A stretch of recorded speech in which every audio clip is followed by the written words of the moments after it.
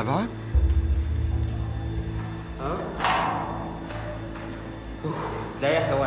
Tu es sûr que ça va?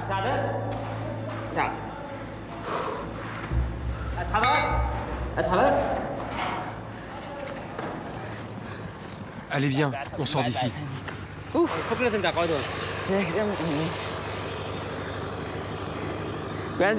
Donne-moi de l'eau. Pas ça, c'est de l'essence. Brahim a 15 ans.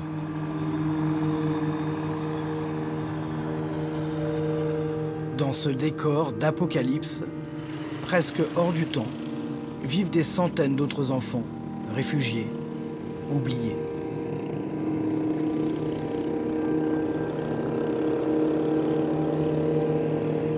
Tout autour du village d'Abou Kadir, au nord-est de la Syrie, une cinquantaine de raffineries artisanales obscurcissent le ciel. Le carburant vital pour la région est nécessaire au transport du pétrole et à la production d'électricité. La région échappe au pouvoir central du président Bachar el-Assad. Ses enfants viennent d'Alep ou d'Idlib, des villes ravagées par la guerre, chassées par les combats. Leur jeunesse brûle désormais ici, dans les fumées toxiques des raffineries. Ils sont les enfants sacrifiés de l'or noir.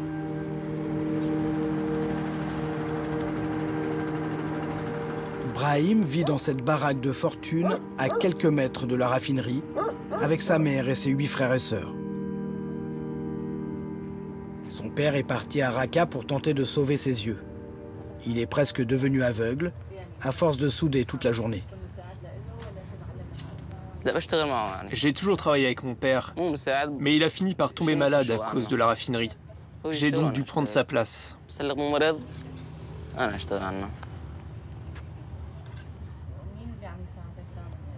Je travaille maintenant comme soudeur. Travailler dans le pétrole, c'est sûr, c'est très dur et fatigant. Et les journées sont longues. Je ne veux pas que mes frères apprennent le métier. C'est trop risqué. Tout est dangereux ici. La raffinerie a tué beaucoup de monde. Les conséquences sont mes yeux. J'ai tellement mal que je n'endors pas la nuit.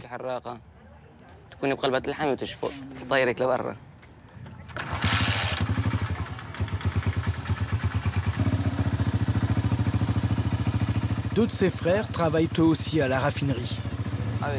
À l'arrière de la moto, il y a Shahada, 13 ans, et Mahmoud, 8 ans à peine.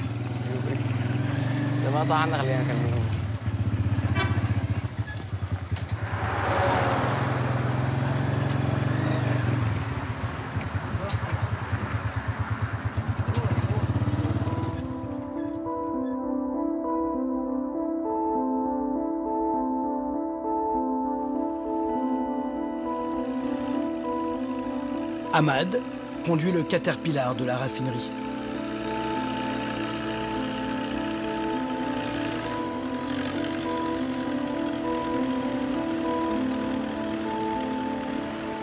Je m'appelle Ahmad. J'ai 10 ans.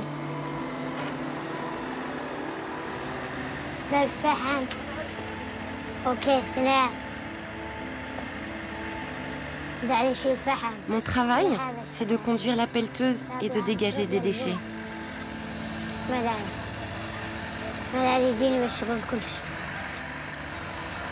Quand la cuve de pétrole est allumée, je reste loin. Je ne m'approche que quand elle est à l'arrêt et qu'elle est refroidie.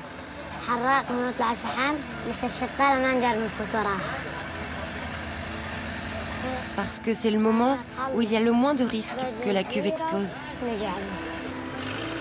Ce mode de raffinage libère aussi de la poussière et des gaz toxiques. Benzène, monoxyde de carbone et acide sulfurique, autant d'éléments polluants et hautement cancérigènes qu'Ahmad et Brahim inhalent sans protection.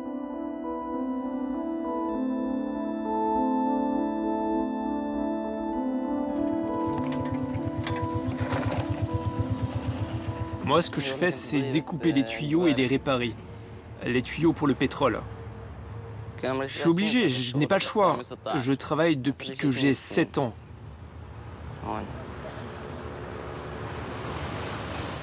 Aujourd'hui, j'ai 15 ans. Et comme vous le voyez, je n'ai pas d'autre choix dans ma vie.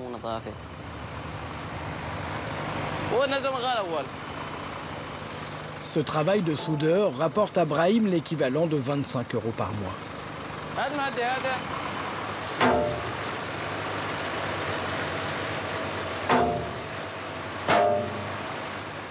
Les plus petits gagnent des miettes, mais aussi un repas par jour, ce qui n'est pas rien ici.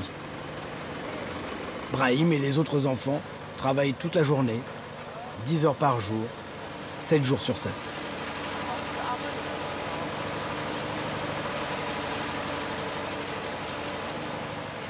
Mon travail est très délicat. Je soude les tubes. Je les mets les uns sur les autres pour éviter une fuite de pétrole dans la raffinerie. Une fois que j'ai terminé la soudure, je les remets à l'intérieur de la cuve.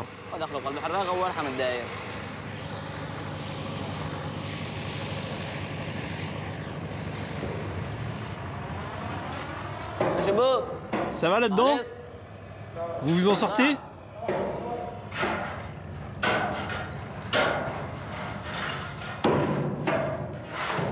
Vas-y, sors. Damen n'aurait jamais imaginé se retrouver ici, dans ces cuves. Il suivait des études d'ingénieur à Alep.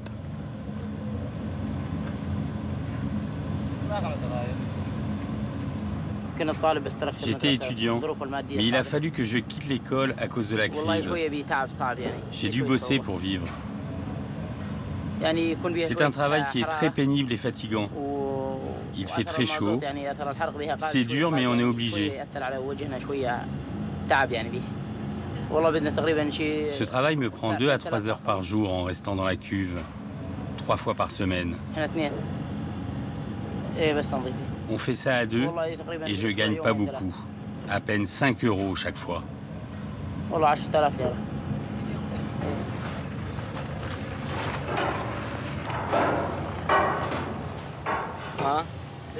Damen, il y a Abou Saïf qui te cherche. Ici, Brahim risque sa vie à chaque instant. Il le sait et il y pense souvent. Il y a 6 mois, son cousin Youssef a été retrouvé inconscient, asphyxié par le méthane, seul, à l'intérieur d'une cuve qu'il réparait. Dans ces gros chaudrons, le pétrole brut est chauffé pour en extraire le carburant.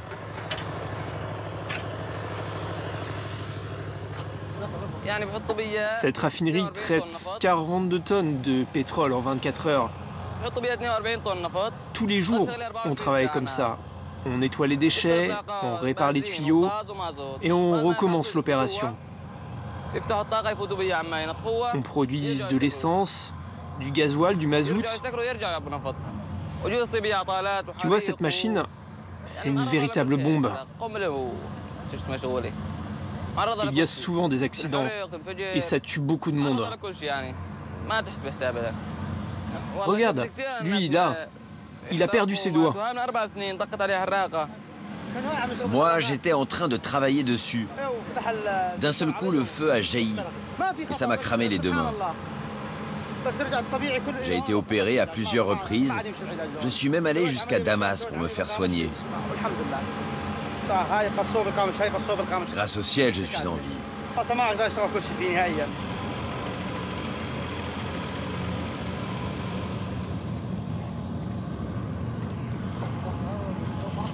Ahmad, lui aussi, vient d'Alep. En 2014, c'est lui qui s'est lancé dans cette activité. Aujourd'hui, il est fier d'être à la tête de cette raffinerie et de produire 20 000 litres de carburant chaque jour. Il est venu pour l'opération la plus périlleuse du raffinage. Allez, allez, allez. Vas-y, continue à l'ouvrir.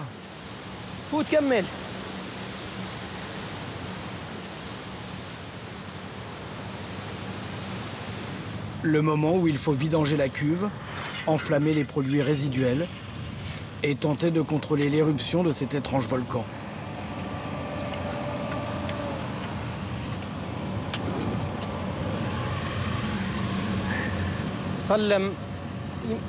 La raffinerie a été mise en place il y a 5 ans. Mais moi, j'ai commencé un peu avant, en 2014.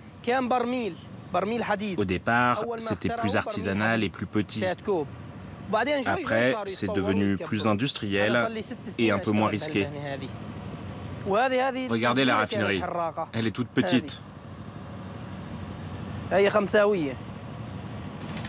Le jeune patron ne se pose pas la question du travail des enfants. Mon sentiment est mitigé. Je me sens un peu responsable de ces enfants.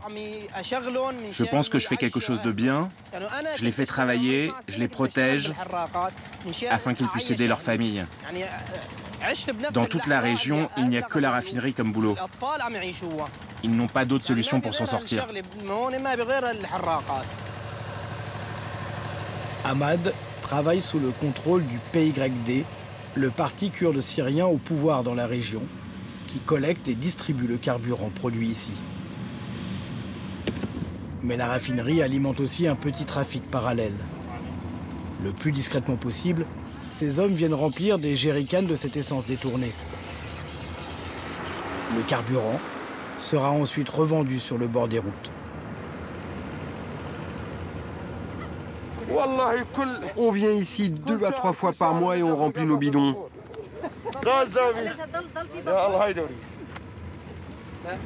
Les gens l'achètent pour faire à manger dans leur maison, parce qu'il n'y a pas de gaz ici.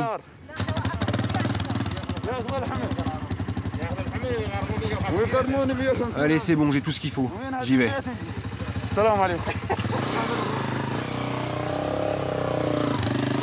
Ces petits trafiquants profitent des largesses des patrons raffineurs.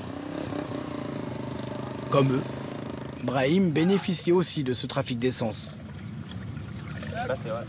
Fais gaffe, fais gaffe.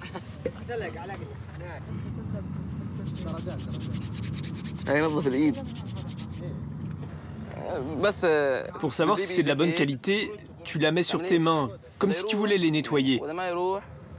Et ça sèche tout de suite. Regarde, ça ne laisse pas de gras. Ça veut bien dire que l'essence est bonne.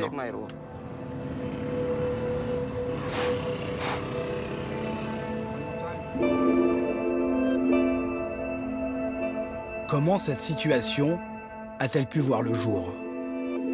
Pourquoi des centaines d'enfants se retrouvent-ils à travailler ici? Dans le nord-est de la Syrie, toutes les raffineries officielles ont été détruites pendant la guerre.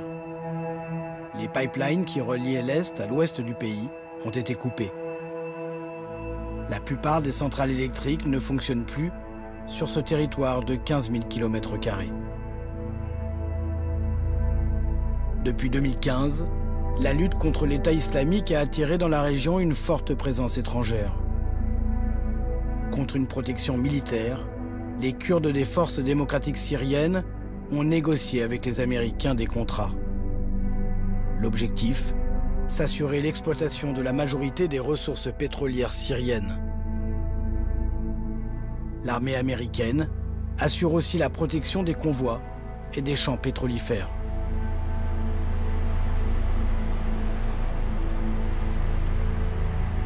Abou Jouan est le directeur kurde des ressources pétrolières de la région.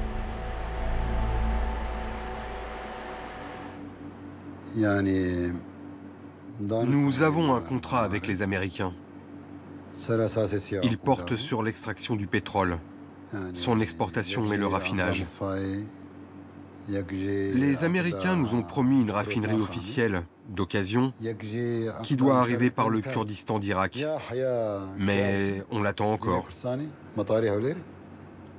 Si on l'avait, on n'aurait presque plus besoin des raffineries artisanales. Mais jusqu'à-là, on est forcé de continuer de cette façon. Nous avions 2 choix, la maladie ou la mort. Nous avons choisi la maladie. Nous savons à quel point la situation est horrible et combien ce système de raffinage est une méthode mauvaise et polluante. Mais malheureusement, nous n'avons pas d'autre solution.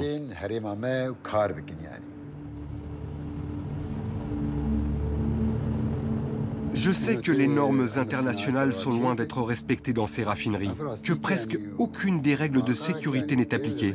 Mais c'est notre réalité. Voilà les moyens qu'on est obligé d'employer pour survivre. Nous avons énormément de victimes, dont des enfants et des femmes. Chaque jour, sur cette route, transite 40% du pétrole syrien.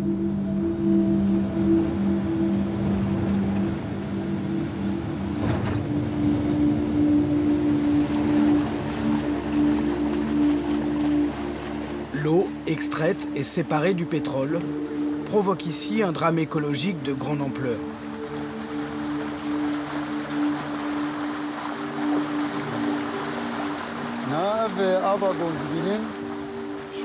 Ici, ce que vous voyez, ce n'est pas un ruisseau naturel.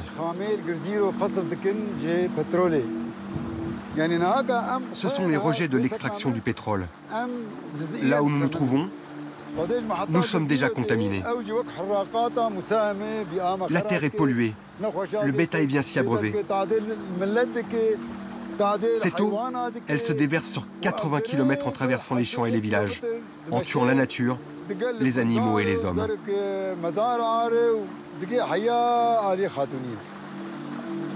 Les conséquences pour l'environnement seront durables. Les produits toxiques libérés contaminent les sols et les nappes phréatiques.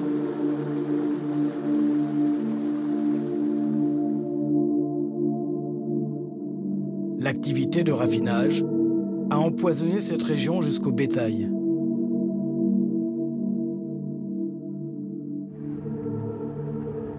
« 20 heures à la raffinerie.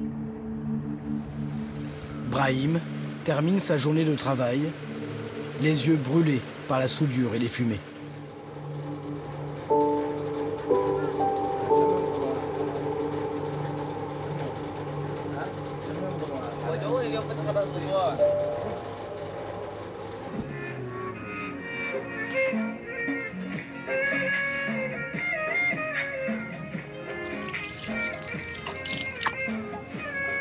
Je suis fatigué, je suis sale. J'aimerais tellement partir loin, aller travailler dans une ville propre et élégante, où il n'y a pas cette fumée noire, où je ne serais pas fatigué comme ça.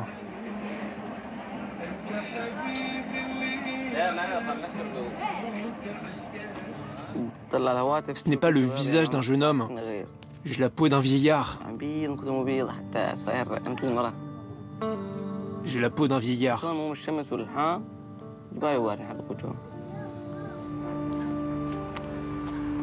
Brahim rêve de rejoindre ses copains en Allemagne, ceux qui ont réussi à partir.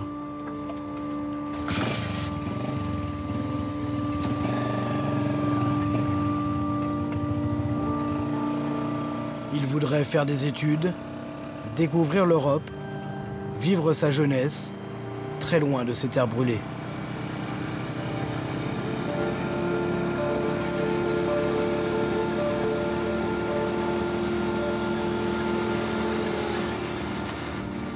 En attendant, tous les soirs, il part acheter de quoi soulager ses yeux.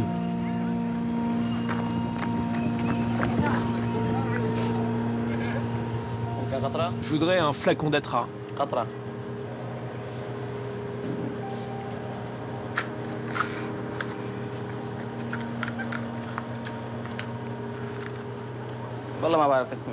Je ne sais même pas ce qui est écrit sur cette boîte. Je ne sais pas lire. Tout ce que je sais, c'est que ça calme mes douleurs aux yeux. J'en achète 2 à 3 boîtes par jour. Quand j'ai très mal, je peux en mettre 50 fois par jour. C'est mon père qui m'a conseillé ces gouttes. Il les utilise depuis des années.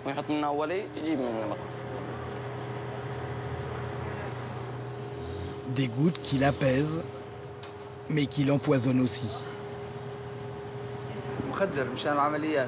C'est un anesthésique local employé en chirurgie oculaire.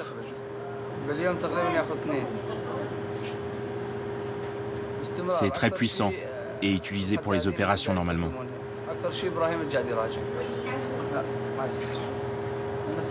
Les soudeurs des raffineries en achètent très régulièrement.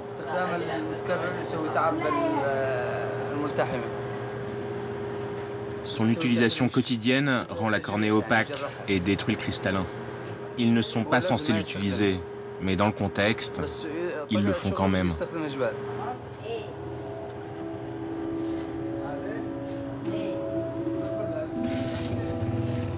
Dix ans après le début du conflit syrien, le pays vit dans ses ruines. Les enfants réfugiés d'Abou Kadir n'ont jamais connu un autre quotidien.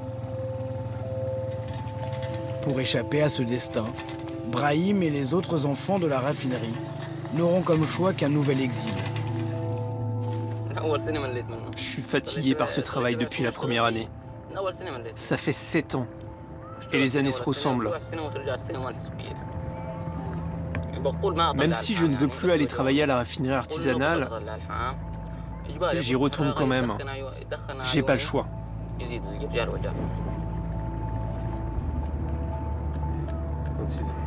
Je retourne souder dans la cuve, la fumée entre à nouveau dans mes yeux et commence à me faire mal. Ça me fait très mal. J'ai peur de perdre la vue comme mon père. Il est possible qu'il ne guérisse jamais et qu'il ne voit plus jamais. J'ai peur de finir comme lui. J'essaie de rentrer le moins possible dans la cuve, parce que c'est sûr que cette fumée qui entre dans mes yeux les abîme. Si j'avais 1000 $, j'emmènerais ma famille dans un autre pays et je ferais un autre travail. Je pourrais m'asseoir dans une maison propre et me reposer. Et là, je commencerai à étudier tout de suite.